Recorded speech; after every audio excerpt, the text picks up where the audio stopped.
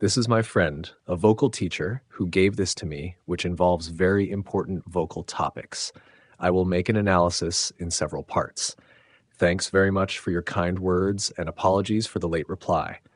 I have three accounts, and sometimes I miss precious answers like these. Experimentation in different emissions is one of my 11 hobbies.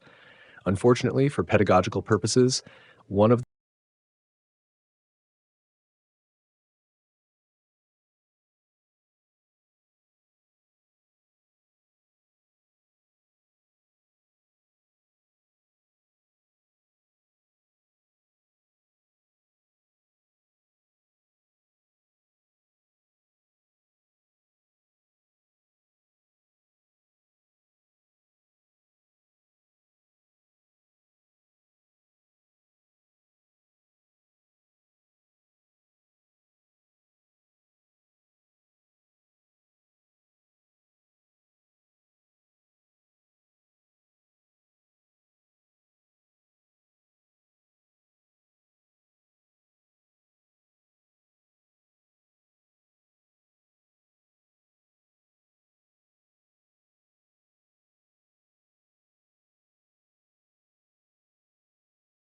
This is my friend, a vocal teacher, who gave this to me, which involves very important vocal topics. I will make an analysis in several parts. Thanks very much for your kind words and apologies for the late reply. I have three accounts, and sometimes I miss precious answers like these. Experimentation in different emissions is one of my 11 hobbies. Unfortunately, for pedagogical purposes, one of the most important aspects, which is the corporeal sensations, stretch, and proprioceptive experience, cannot be transmitted and is hardly explained with significant effect on the student. To accomplish pharyngeal emission, I started practicing Mongolian throat chanting from the lowest bass to higher spectrum, which some call polyphonic chanting, and declamation with higher and higher pitched voices, as professionals of the voice do, like clowns and auctioneers. I cannot list all the benefits that these techniques have on the development of the voice, not to mention the meditative effect that especially the Mongolian chanting has. First of all, thank you for responding and sharing your thoughts on vocal teaching. 11 hobbies. I also have many hobbies. I enjoy studying knowledge that humanity doesn't understand. For example, artificial intelligence in Go, analyzing the form of all symphonies in the world, summarizing their creative characteristics and the features of the works. Unfortunately, for pedagogic purposes, one of the most important aspects, which is the corporeal sensations, stretch and proprioceptive experience, cannot be transmitted and is hardly explained with significant effect on the student. This is generally how things are received. But let me ask you, has there been a correct vocal teaching theory in the past half-century? I haven't found it. There was one before. My newly created theory, which does not exist in humanity, is the clock-like breath distribution theory.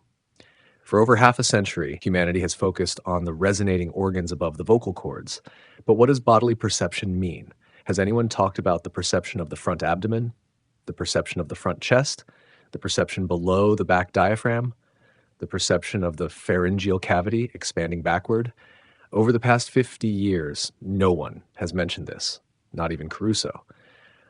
All these perceptions without the coordinated perception of the abdomen are ineffective, because without abdominal breath support, resonance suffers, the vocal cords can't open properly, and the notes can't be sustained. I read your comments, and they are of a high level, but if you are a professional teacher, I would like to do an analysis. If you are just a hobbyist, then I only need to answer here. To accomplish pharyngeal emission, I started practicing Mongolian throat chanting from the lowest bass to the higher spectrum, which some call polyphonic chanting, and declamation with a higher and higher pitched voice. This is a very good exploration. Your description is just like what Caruso said. Humans only have one vocal register from bass to high notes. Your practice of Mongolian throat singing is a good attempt. However, has anyone in history been able to produce a Mongolian throat singing baritone? If so, just imitate and learn from them. I often tell my students, do not sing the notes yourself, not even one. Why? Because when you start as a beginner, you can't even produce a correct middle voice.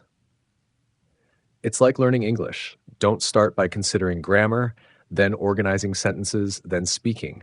That's the least effective way. Just mimic the structure of good spoken English from the West, memorize the structure, and change the words to speak authentic English. Now, 99.9% of beginners practice music and sing on their own. Even the three great tenors can't produce a correct middle voice, let alone others.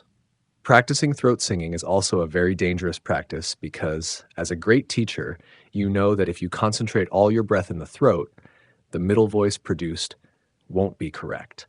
The foundation of Mongolian throat singing is the deep abdominal breath of the bass. If you place more than 60% of your breath above the vocal cords, not only will it destroy the vocal cords, but even if you activate resonance as you say, it will only be above the vocal cords. The actions above the vocal cords are not important. What matters is whether the diaphragm in your abdominal bottom can maintain the width of 12 to 15 centimeters, just like Caruso.